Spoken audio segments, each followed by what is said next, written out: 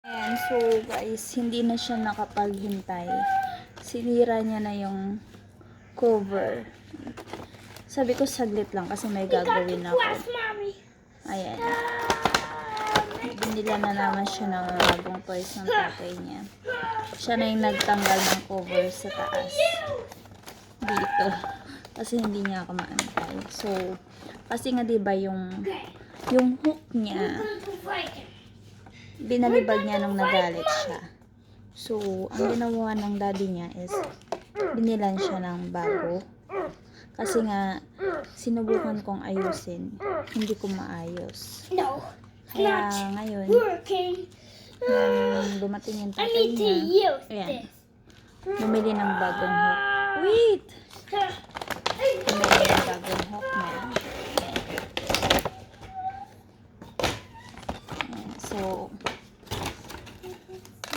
mas malaki ang binili ng tatay niya ngayon. Kaya tuwang-tuwa siya. Tuwang-tuwa siya na sinalubong yung tatay niya. Yes, ayan. Ayan, ilaw siya. Ayan. So, ganyan ang laruan. Tapos, pagsasawaan niya lang, hindi niya nalalaroin. Pero si Hook, kahit sira na, nilalaro niya pa rin.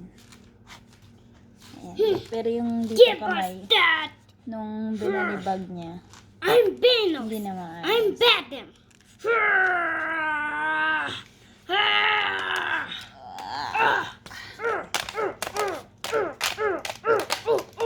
Oh, I will smash you. Oh no! I am the strong Hulk. Robot! I am a robot. I will fight you. I will flush you. Huh? But you cannot. I will shoot a robot here. Ayan.